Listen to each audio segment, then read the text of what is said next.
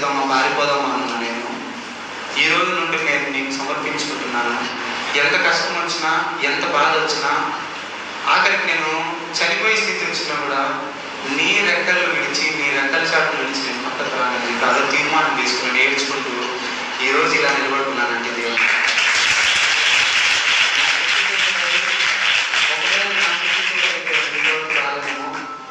ఇప్పటి వరకు నేను ఇక్కడి వరకు నుంచి అంటే దగ్గర దేవుడు నన్ను ఈ సేవ, నా సేవ జీవితంలో ఎన్నో చోట్లకి, విజయనగరం కావచ్చు, వైజాగ్ కావచ్చు, అనంతపురం కావచ్చు, కర్నూలు కావచ్చు, దేవుడు అన్ని చోట్లకి తీసుకెళ్తూ నాకు దేవుడు ఇచ్చిన సాక్ష్యాన్ని పంచుకుంటూ యవనస్తులో కొత్త ఉద్యోగాన్ని తీసుకోవడానికి ఈ యొక్క సాక్ష్యాన్ని దేవుడు నాకు ఇచ్చాడని నేను ఎంతో సంతోషిస్తా ఉన్నాను. మీరందరూ కూడా మోకాలు వేసి ప్రార్థన చేద్దాం ఈరోజు. దేవా, ప్రతి ఒక్క యవనస్తుడి జీవితంలో సాక్ష్యం ఉండాలి. సాక్ష్యం లేని జీవితం ఖచ్చితంగా వ్యర్థమే. మోకాలు వేసి ప్రార్థన చేద్దాం. దేవా, నాకు అలాంటి సాక్ష్యాన్ని కావాలి. దేవా, నాకు అలాంటి సాక్ష్యం కావాలని ప్రార్థన చేద్దాము. అందరూ కూడా మోకాలు వేయండి. దేవా, నీవు నా ప్రాణం తండ్రి నాయన, ప్రతి ఒక్కటి నీవే తండ్రి. నీవు లేనిదే తండ్రి నాయన, నేను లేనయ్యా. నేను ప్రతిసారి నేను దేవుడికి అదే చెప్పుకుంటాను, నీవు లేకపోతే నేను లేదు. యవనస్తుడా, యవన స్త్రీ ఎవరైనా సరే దేవుడు లేకపోతే మన పేరు అంటూ నీవు నేను ఈరోజు బ్రతికున్నామండి కేవలం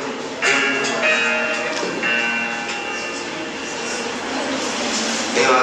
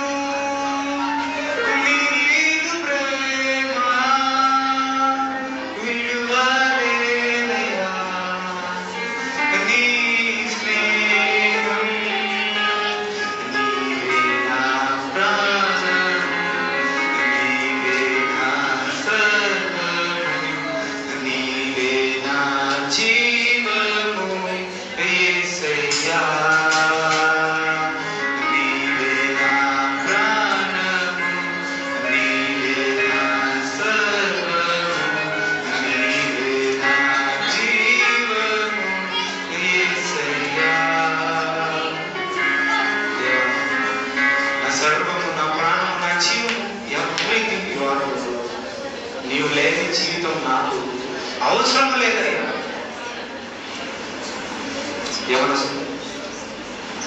యవనస్తుడా, యవన స్త్రీ, యవన పురుషుడా, దేవుడు లేని జీవితము ఖచ్చితంగా వ్యర్థము, వ్యర్థము, వ్యర్థము, వ్యర్థమే. దేవుడు నా జీవితంలో ఏదైనా జరిగించాలి అంటే ఖచ్చితంగా ఎవరైతే మన కోసం తలుపు దగ్గర వెయిట్ చేస్తున్నారో ఆయన కోసం తలుపుని తెరిచి ఉంచాలి. నీ కోసం, నా కోసం ఆయన తలుపు దగ్గర, తలుపు బయట ఆయన ఏం చేస్తున్నాడంటే తట్టున్నాడు. యవనస్తుడా, పేరు పెట్టి పిలుస్తున్నాడు, నానా తలుపు తెరిచివేయాలి. నీ కోసం వచ్చి, నీ హృదయంలోకి వచ్చి, నీ జీవితంలోకి వచ్చి, నీ జీవితంలో బంగారమయం చేయడానికి నేను సిద్ధంగా ఉన్నానంటే నువ్వు అంగీకరిస్తావా? నువ్వు అంగీకరిస్తావా? మన దేవుడు చాలా గొప్పవాడు.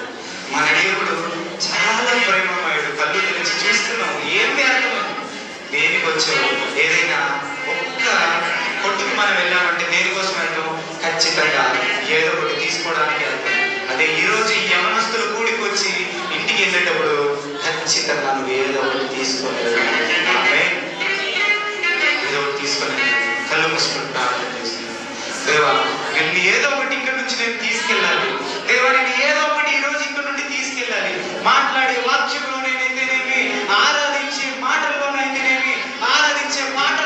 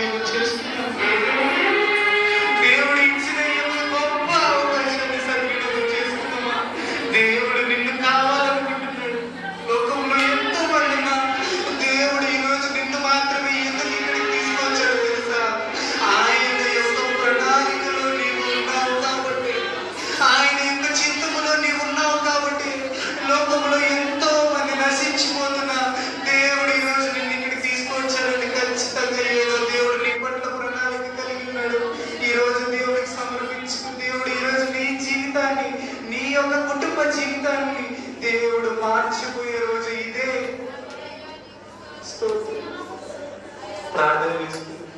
మహోన్నతుడా, గొప్ప దేవుడా, నీకే వందనములు, స్తోత్రములు చెల్లించుకుంటున్నాము తండ్రి. ఆయన నీకే స్తోత్రములు రాజా. మమ్మల్ని ప్రేమిస్తూ తండ్రి, మమ్మల్ని అందరూ ఇలాగనైనా ఈ రోజు మేము కూడుకున్నామంటే కేవలం నీ యొక్క కృప మాత్రమే తండ్రి, కేవలం నీ యొక్క ప్రేమ మాత్రమే తండ్రి. నేను ఇంతవరకు వినిన వాక్యంలో తండ్రి, వినిన సాక్ష్యంలో తండ్రి, మేము అనుకుంటున్నది ఏంటంటే మేము ఖచ్చితంగా నీ ప్రణాళికలో ఉన్నాము తండ్రి, నీ ప్రణాళికలో ఉన్నాము తండ్రి.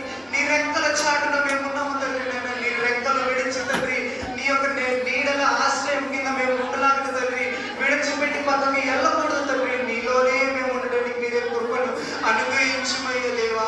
మీరే నడిపించండి దేవా. మీరే ఆశ్రయ దుర్గంలో నడిపించండి తండ్రి. తోడుగా ఉండండి అయ్యా. మీరే దీవించండి అయ్యా.